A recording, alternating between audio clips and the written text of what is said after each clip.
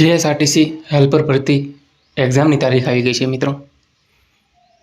તારીખ 21/9/25ના રોજ જોવાની છે, જેને લગતો અભ્યાસક્રમ 11/8/25ના રોજ નિગમની વેબસાઇટ પર મૂકી આપવામાં આવ્યો છે. હવે મિત્રો આપણે જોરદાર તૈયારી કરવાની છે. હવે બહુ જાજી વાર નથી. રોજની 18 થી 20 કલાક મહેનત કરજો, સક્સેસતા મળી જશે. ઓકે, હવે આપણે વિડીયો ચાલુ કરીશું જીએસઆરટીસી હેલ્પર ભરતીના MCQનો. તો વિડીયોને સ્કીપ કર્યા વગર જોજો.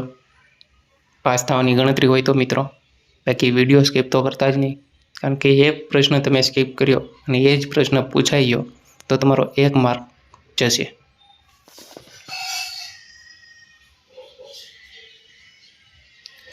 પ્રશ્ન: ક્રેન્કશાફ્ટને ચલાવવા માટે ક્રેન્કશાફ્ટના સામેના ભાગમાં કયો અવયવ સ્થિત હોય છે? A. ચરબી, B. Belt, C. Gear, D. સર્વો ડ્રાઈવ. તો જવાબ છે ઓપ્શન C. ગિયર. પછીનો પ્રશ્ન: સિલિન્ડર હેડમાં આમાંથી શું સમાયોજિત થાય છે? A. Connecting road, B. Valve અને ઇન્જેક્ટર, C. તેલનો નાપદાન, D. ક્રેન્કશાફ્ટ.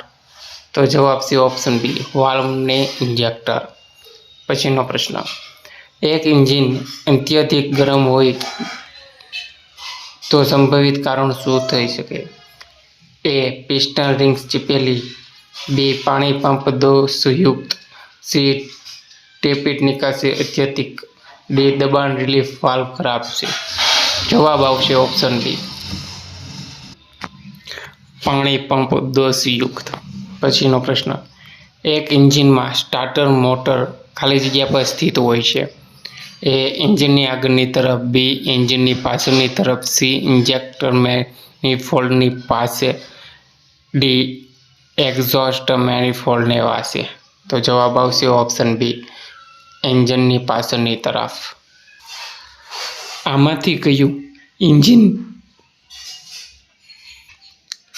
શીતલન પ્રણાલીનું એક ઘટક નથી? A. Radiator, B. Pump, C. Motor, D. પંખો. તો તેનો જવાબ આવશે option C. Motor. Connecting road મુખ્ય બેરિંગ માટે પ્રયોગ થતો બેરિંગનો પ્રકાર છે? A. Plane bearing, B. બોલ bearing, C. Needle roller bearing, D. Taper roller bearing. તો તેનો જવાબ આવશે option A. Plane bearing. Diesel તેલની ગુણવત્તા ખાલી જગ્યામાં દર્શાવવામાં આવે. A. ઓક્ટેન સંખ્યા, B. સીટીની સંખ્યા, C. કેલોરી માન, D. ઘનત્વ. તો તેનો જવાબ છે ઓપ્શન B. સીટીની સંખ્યા. કયા પ્રકારના એન્જિન પર મોર્સ પરીક્ષણ કરી શકાય છે? A. SI engine, B. CI engine, C. બહુ સિલિન્ડર એન્જિન, D. બધા વિકલ્પ. તો જવાબ આવશે ઓપ્શન C. બહુ સિલિન્ડર એન્જિન. નીચેનામાંથી કયા પ્રકારના એન્જિનમાં સૌથી લાંબો ક્રેન્કશાફ્ટ હોય છે? A. Radial engine, B. V engine, C. Inline engine, D. ક્ષિતિજ રૂપે સામુખ રાખેલું એન્જિન. Option C. તેનો જવાબ છે ઇનલાઇન એન્જિન. એક એન્જિનના BHP અને IHPના ગુણોત્તરને ખાલી જગ્યા કહેવામાં આવે છે. Option A. એન્જિનની દક્ષતા, ઓપ્શન B. યાંત્રિક દક્ષતા, ઓપ્શન C. ઉપસમય દક્ષતા, ઓપ્શન D. પાવર દક્ષતા. જવાબ છે B. યાંત્રિક દક્ષતા. પછીનો પ્રશ્ન: જ્યારે ક્રેન્કશાફ્ટ ઘૂમે છે તો તેલના નાપદાનમાંથી બેરિંગ અને સિલિન્ડર દિવાલ પર કયો ભાગ તેલ છીડકે છે? A. Spoon, B. Cup, C. Dipper, D. સ્કૂપર. તો તેનો જવાબ છે ઓપ્શન C. ડીપર. પછીનો પ્રશ્ન છે: આકારની અધિકતમ સીમા અને આકારની ન્યૂનતમ સીમાની વચ્ચેના અંતરને ખાલી જગ્યા કહેવામાં આવે છે. A. Fit, B. Tolerance, C. Basic size, D. વાસ્તવિક આકાર. તેનો જવાબ છે ઓપ્શન B. ટોલરન્સ. પછીનો પ્રશ્ન: કોન્ટેક્ટ બ્રેકર બિંદુઓની વચ્ચેના અંતરાલની તપાસ માટે કયા પ્રકારના ગેજનો ઉપયોગ કરવામાં આવે છે અને તે ખાલી જગ્યા છે.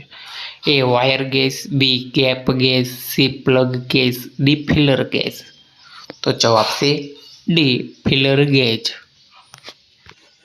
પછીનો પ્રશ્ન, આ હથોડાઓમાંથી કયો સૌથી ભારે હથોડો છે?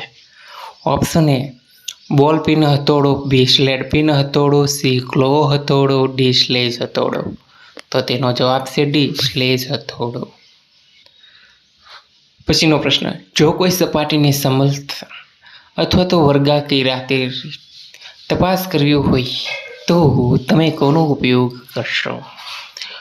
એ snap gauge, B bevel gauge, C ઉપરકની ગુનિયા, ડી વ્હાઇટ ગેસ. તો તેનો જવાબ આવશે સી ઉપરકની ગુનિયા. પછીનો પ્રશ્ન, એક સેન્ટર પછીનો સામાન્ય બિંદુ કોણ શું હોય છે? એ 45, બી 75, સી 90, ડી 115. તો જવાબ છે સી 90 ડિગ્રી. પછીનો પ્રશ્ન, એન્જિનમાં તેલનું નામદાન ક્યાં સ્થિત હોય છે? એ સિલિન્ડર બ્લોકના શીર્ષ પર, બી ક્રેન્ક કેસના તળ પર, સી ક્રેન્ક કેસથી દૂર અલગ યુનિટમાં, ડી તેલ ફિલ્ટરની નજીકમાં. તો જવાબ છે ઓપ્શન બી ક્રેન્ક કેસના તળ પર. એક ઓટોમોબાઈલમાં ક્રેન્કશાફ્ટ ટોર્કને સીધા ખાલી જગ્યા સુધી પરિવર્તિત કરે છે. એ પ્રોપેલર શાફ્ટ, બી ડિફરન્શિયલ, સી સડકના પૈડા, ડી ફ્લાયવ્હીલ. તો જવાબ છે ઓપ્શન ડી ફ્લાયવ્હીલ. પછીનો પ્રશ્ન, એક એન્જિન સિલિન્ડરમાં નિકાસની માત્રા વધારવાનો શું પ્રભાવ થશે? એ સ્પંદન અનુપાતમાં વૃદ્ધિ થશે, બી સ્પંદન અનુપાતમાં કમી થશે, સી બાદ દહન અધૂરો થશે, ડી સ્પંદિત તાપમાન અત્યધિક થશે. તો તેનો જવાબ છે ઓપ્શન એ સ્પંદન અનુપાતમાં વૃદ્ધિ થશે.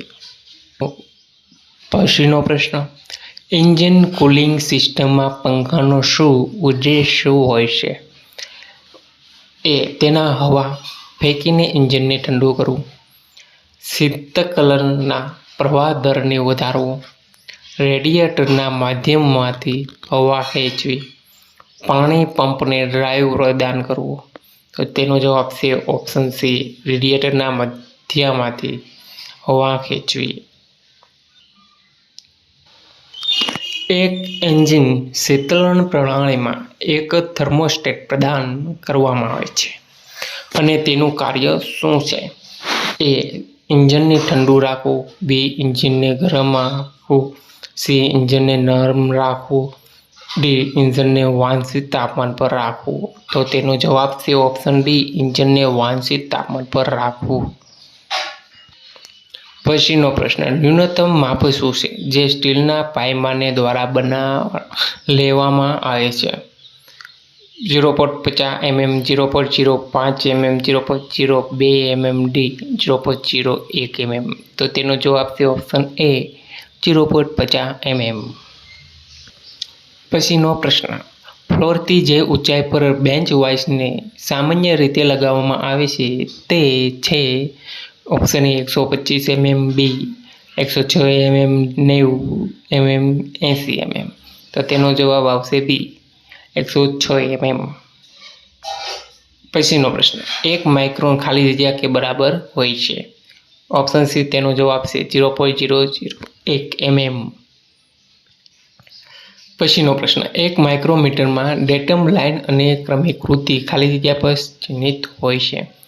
એ anvil, B thimble, C spindle, D barrel. તો તેનો જવાબ છે ઓપ્શન ડી બેરલ. પછીનો પ્રશ્ન, આમાંથી કોને મેટલ વર્કરની પેન્સિલ માનવામાં આવે છે? તો તેનો જવાબ આવશે ઓપ્શન એ સ્ક્રાઇબરને. પછીનો પ્રશ્ન, એક્ઝોસ્ટ પ્રણાલીનો કયો ભાગ બહાર નીકળતી નિકાસી ગેસો દ્વારા ઉદ્ભવતી અવાજોને ઓછી કરવા માટે થાય છે? A tail pipe, B muffler, C exhaust pipe, D exhaust valve. તો તેનો જવાબ છે ઓપ્શન બી મફલર. પછીનો પ્રશ્ન, ડીઝલ એન્જિન દ્વારા અત્યાધુનિક ધુમાડો સામાન્ય રીતે ખાલી જગ્યા દરમિયાન ઉત્સર્જિત થાય છે? એ. રનિંગ, બી. શરૂઆત, સી. ગતિવર્ધન, ડી. સીમા કારણે. તો જવાબ છે સી. ગતિવર્ધનને કારણે. અહીં આપણો વિડીયો સમાપ્ત થાય છે.